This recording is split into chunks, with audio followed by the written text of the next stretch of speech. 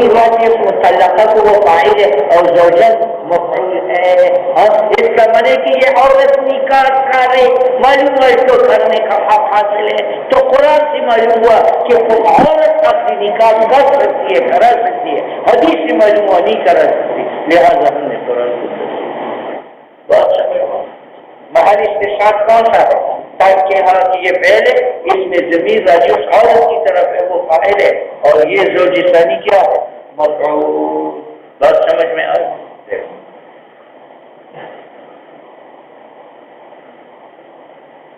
وكذلك قوله تعالى حتى تنكح الزوجان. یہ تنکیہ خاص ہے فی ثبوت النکاح من المرأة کہ عورت نکاح کر سکتی ہے. فلا یترک العمل به اس پر عمل نہیں چھوڑا جائے گا اس حدیث کی وجہ سے جو منقول ہے نبی علیہ الصلوۃ والسلام سے ایما امرأة نکحت نفسها بغیر اذن ولیها ونکاحها باطل باطل باطل. ہم نے یہ حدیث چھوڑی اور تنکیہ پر عمل کیا. ٹھیک ہے.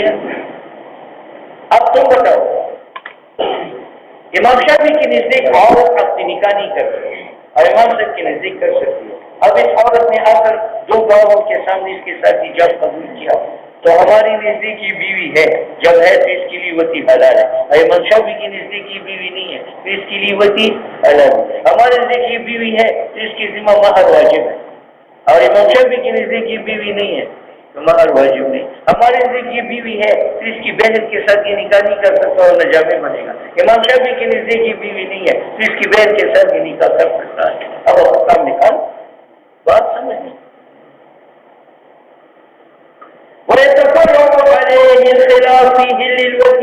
ہمارے نزدیک وتی حلال ہے ان کی نزدیک نہیں. ولزوم المہر ہمارے نزدیک مہر کی نزدیک نہیں ہے.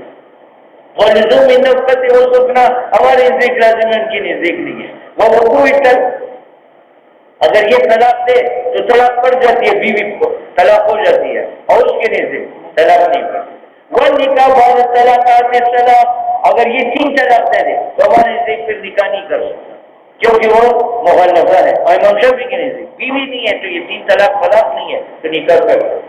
علامہ زبیر قدماء بخلاف میں اختار المتاثرون من الشوافع واقوال خاص کی بات ختم ہو گئی. لفظ اور معنی کے درمیان تعلقات 5 تھے. ایک تعلق وضع کا ہے, دوسرا تعلق استعمال کا ہے, تیسرا تعلق ظہوری معنی کا ہے, چوتھا تعلق صفائی معنی کا ہے, پانچواں تعلق دلالت لفظ کا ہے علامہ. اور ہر ایک اعتبار سے 4 قسم ہے تو 4 ضرب 5 20 تو قرآن کی 20 اقسام. اول تعلق وضع کا اور لفظ کے اقسام بے اعتبار وضع کے 4 ہے, خاص عام مشترک مقوم. اب خاص کا بیان کریں, خاص کا بیان دوسرے نمبر پر عام, دوسرے نمبر پر عام. عام جو ہے اس کی 2 قسم. ایک کا نام ہے عام غیر مخصوص البال. عام غیر مخصوص البال اس کو کہتے ہیں کہ باعتبار اصل وضع کی جتنے افراد کو شامل ہو ان میں سے ایک بھی خارج ہو. فسجد الملائکہ تو الملائکہ جمع ہے اور معرب بلا بالاستغراقی ہے تو یہ عام ہوا. تو تمام فرشتوں کو یہ شامل ہے, زمینی ہو جوی ہو فلکی ہو سب کو شامل ہے. اور اس شمول کے بعد ایک ملک بھی سے خارج نہیں. اس کو کیا کہتے ہیں؟ عام غیر مخصوص البال. اور دوسرا ہے عام مخصوص البال. عام مخصوص البال اس کو کہتے ہیں کہ باعتبار اصل وضع کے لفظ جن افراد کو شامل ہو ان میں سے بعض خارج بھی ہو. جس طرح مشرکین باعتبار اصل وضع کے شامل ہے, مشرکین ہند کو بھی اور مشرکین پاکستان کو بھی. لیکن مشرکین پاکستان سے خارج ہو چکے ہیں. وَإِنِ اسْتَجَارَكَ أَحَدٌ مِّنَ الْمُشْرِكِينَ اسْتَجَارَكَ. تو اب یہ مشرکین جو جو مشرکین ہیں یہ عام مخصوص البال ہے. تو عام کی 2 قسم ہو گئے, عام غیر مخصوص البال. اس کی تعریف یہ ہے کہ لفظ باعتبار اصل وضع کے جن افراد کو شامل ہے وہ تمام افراد میں سے ایک فرد اس سے خارج نہیں ہے.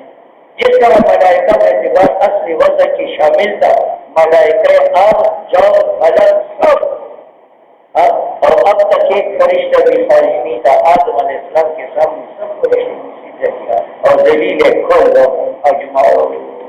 تو ہم ملائکہ کو کیا کہیں گے؟ عام غیر مخصوص البات. اور دوسرا عام ہے مخصوص البات. عام مخصوص البات جس کو کہتے ہیں کہ لفظ باعتبار اصل وضع کی جن افراد کو شامل ہے ان میں سے بات خارج ہو. جس طرح اقتل المشرکین، تو مشرکین جمع بھی ہے، ایک عموم یہ ہے، ایک قریب اس میں داخل ہے، دوسرا عموم یہ ہے.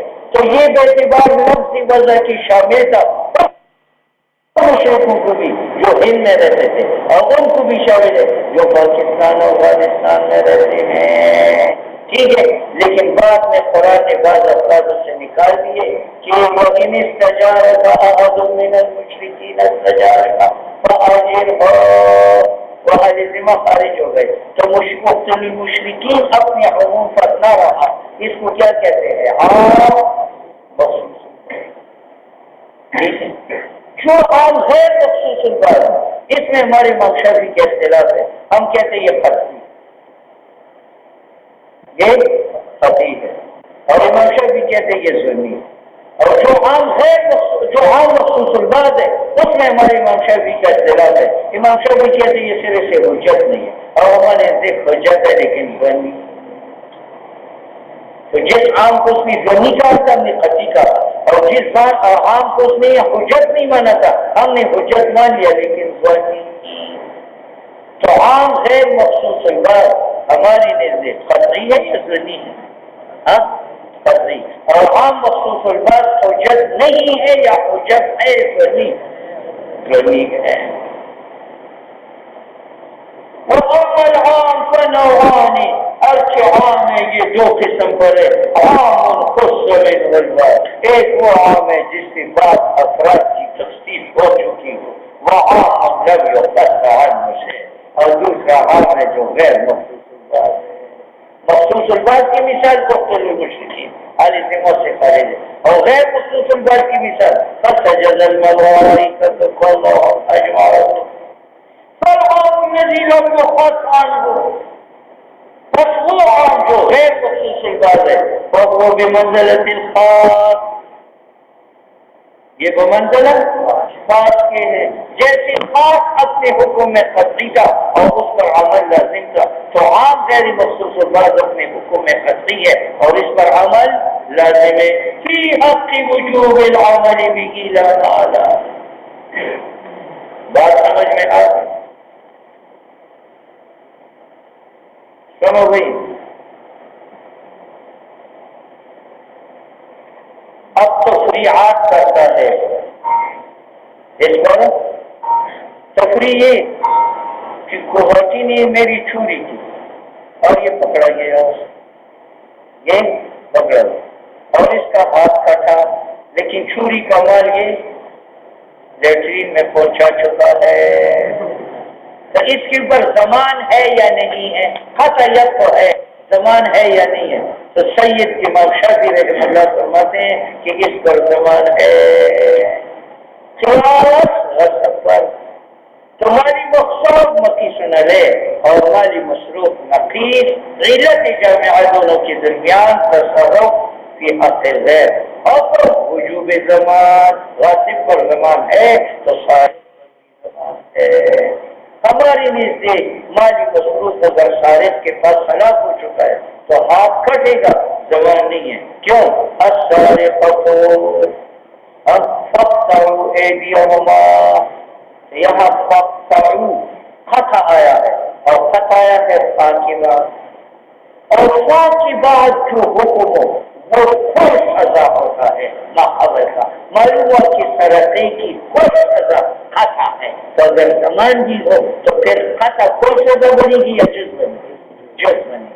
اور بات چاہتی ہے کہ بعد جو مذکور ہے وہ کوئی سزا ہو، اور یہ پھر سزا تب ہوگی کہ اس مصروف مال کا زمان ثابت ہو جائے. ٹھیک ہے، چلو.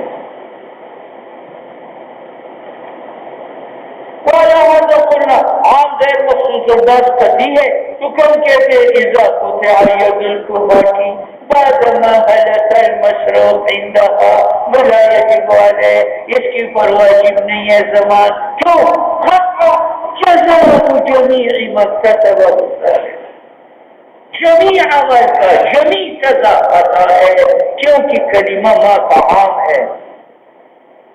السارق والسارقة فاقطعوا ایدیہما نکالا بما مت کی طرف گیا وما القاطع مت ہے یہ یتناول جمیع ما وجد من السارق کہ جو کچھ سارق سے موجود ہے اس کا سزا کٹنا ہے. اور وہ بھی تقدیری جامع زمان، اگر ہم اس کے اوپر زمان واجب کریں تو جزا مجموعہ خط اور زمان ہے تو خط پھر کوئی سزا نہ بنے بلکہ جزمنی ولا يترك العمل، تو ہم عمل اسما پر نہیں چھوڑیں گے. بس سبب دیا امام شافعی رحمہ اللہ نے کیا کہا تھا کہ سارق پر زمان ہے قیاس غاصب پر، تو غاصب پر بھی سنا لے اور سارق مقیس علت جامعہ دونوں کے درمیان تصرف حکم وجوب الزمان. ہم کہتے قیاس تو چاہتا ہے کہ سارق پر مالی مصروفات مستحلقہ کا زمان ہو، لیکن آیت بتاتی ہے کہ یہ جو خطا ہے یہ کل جنایت کا بدلہ ہے، اور کل کا لفظ ہم نے کہاں سے نکالا؟ ماں سے.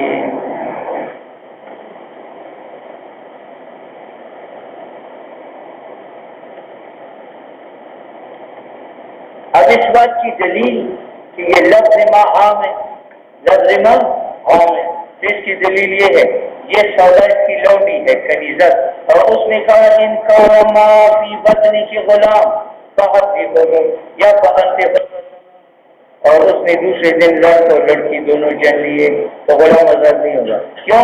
اس نے غلام کی آزادی معلق کی تھی کس کے ساتھ؟ ما فی بطن غلام، کہ جو کچھ پیٹ میں ہے وہ ایک غلام نکلے، اور یہاں جو کچھ پیٹ میں تھا وہ ایک غلام نکلا یا جاریہ بھی سب پیدا ہوا. اور دلیل اس بات پر کہ کلمہ ما کا عام ہے ما ذکرہ محمد اذا قال المولا لجاریتی، تو بچی نے اپنی لونڈی کی کہا ان کا نما فی بطنی کی غلامات، یہ ماں محل فقط حرہ وولدت غلامان جاریتان نلا تعتقو. بات سمجھ میں آ رہا؟ دوسری دلیل جب عام غیر مخصوص الباس قطعی ہے، اس کے مقابل میں اگر حدیث آ جائے خبر واحد تو ہم عمل بالقرآن کریں گے. جیسے اس مسئلہ میں اختلاف ہے کہ امام کے پیچھے قرأت فاتحہ کا ہے یا نہیں ہے، تو سید امام شافعی فرماتے ہیں کیونکہ حدیث میں لا صلاۃ الا بفاتحۃ الکتاب، ہم کہتے ہیں یہ حدیث معارض ہے عام کے ساتھ جو قرآن میں ہے فَقْرَأُوا مَا تَيَسَّرَ مِنَ الْقُرْآنِ.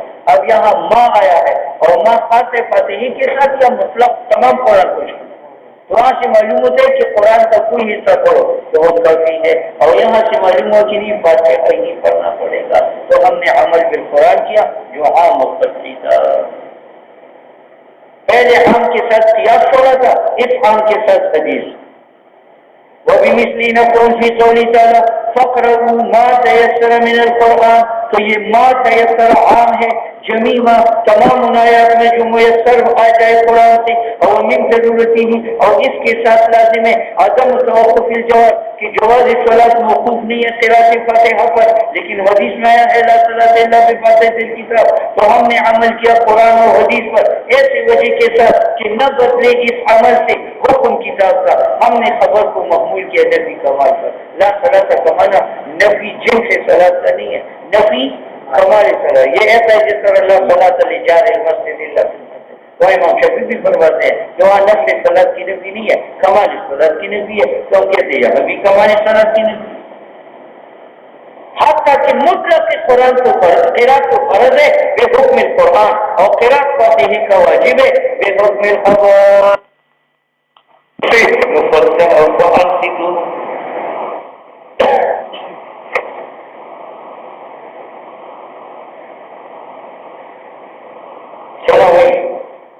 اس مسئلہ میں اتفاق ہے کہ متروک کو تسمیہ ناسیان کا عقل حلال. میں نے بقرہ ذبح کیا اور بسم اللہ کو ترک کیا نسیاناً تو عقلها حلال. ٹھیک ہے، لیکن اس میں اختلاف ہے کہ متروک کو تسمیہ آمدن یعنی آمدن علیہ بسم اللہ پڑھنی چھوڑ دی اور اس کو ذبح کیا تو یہ حلال ہے یا حرام؟ امام شافعی فرماتے ہیں کہ یہ حلال، کیونکہ حضور سے اس کے بارے میں پوچھا گیا تو حضور نے فرمایا المسلم یصبح علی اسم اللہ سما او لم یسمع، مسلمان کے دل میں بسم اللہ ہے وہ زبان سے پڑھے یا نہ پڑھے۔ معلوم ہو کہ متروک کو تسمیہ آمدن حلال ہے، ہماری نزدیک حرام ہے۔ قرآن میں ہے وَلَا تَأْكُلُوا مِمَّا لَمْ يُذْكَرِ اسْمُ اللَّهِ عَلَيْهِ، لا تأكلوا مما، یہ مجمع والمزرعہ سے جو بھی جانور بغیر اسم اللہ کے عبادت ذبح ہو جائے اس کو مت کرے، تو ہم نے حدیث کو چھوڑ دیا کس کی وجہ سے؟ قرآن عام کی۔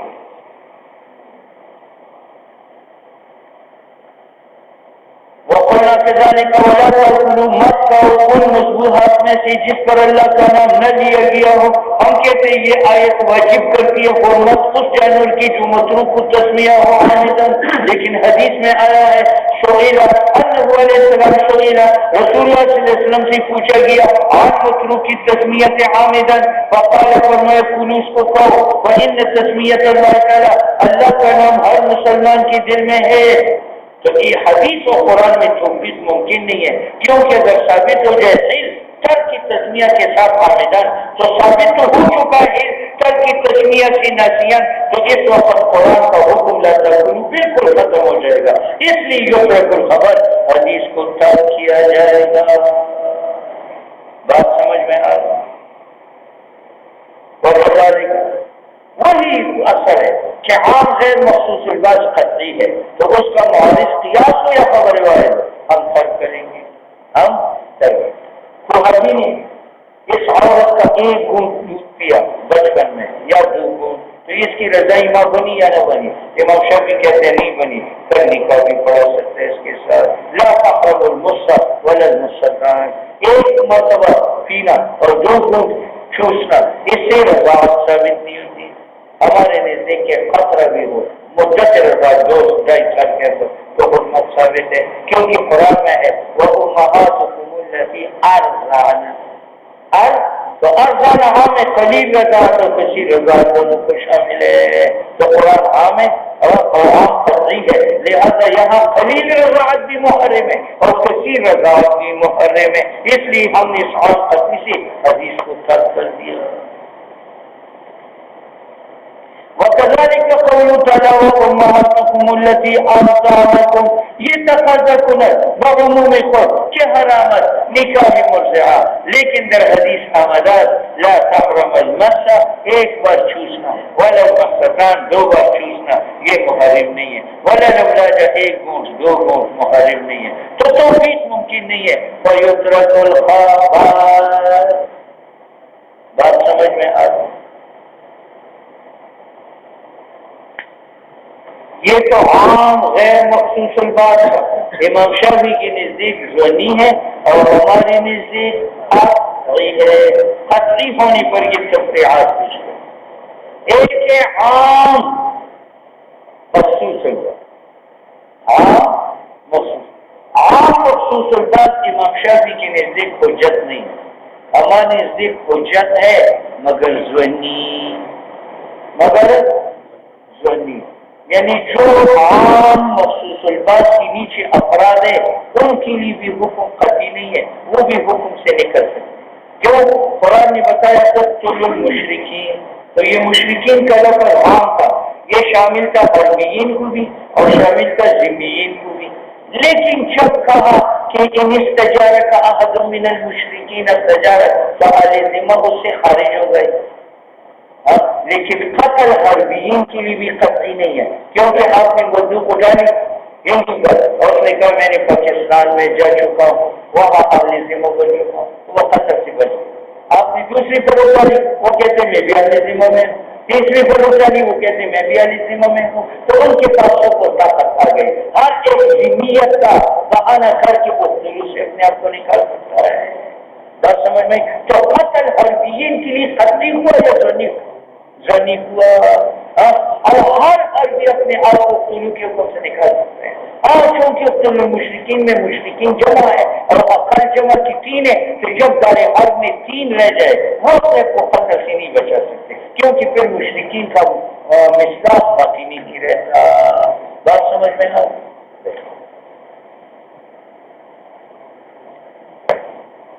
اچھی وہ عام خصان البر اور حکم اس کا حکم یہ کہ یجب العمل بھی قتل جو ہے تم کر سکتے فی الباقی علی ذمہ کے علاوہ، لیکن مال احتمال ساتھ زن کی کہ وہ بھی قتل سے بچ جائے. کب بچ جائیں گے؟ جو کہے گی میں پاکستانی ہوں. فائدہ کم دلیل، جب دلیل ویزا مل جائے نا تخصیص الباقی کہ ہاں یہ پاکستانی بن چکا ہے، نہیں جو تخصیص ہو اس کی تخصیص بھی جائز. اور چونکہ یہ ضنی ہے اور ضنی کی تخصیص ضنی سے جائز ہے، تو عام مخصوص الباس کی تخصیص جائز ہے بے خبر الواقع والقیاس. کب تک تخصیص ہے؟ الا ان يبقى الصلاة کہ صلاة کی مجابت رہ جائے، کیونکہ اس کے بعد تخصیص سب نے دوسرے بھی تخصیص کی. وبال شہری کہنا ہے جو تخصیص ہو 3 جب باقی رہیں گے تو تخصیص جائز نہیں ہے. فیجب العمل بھی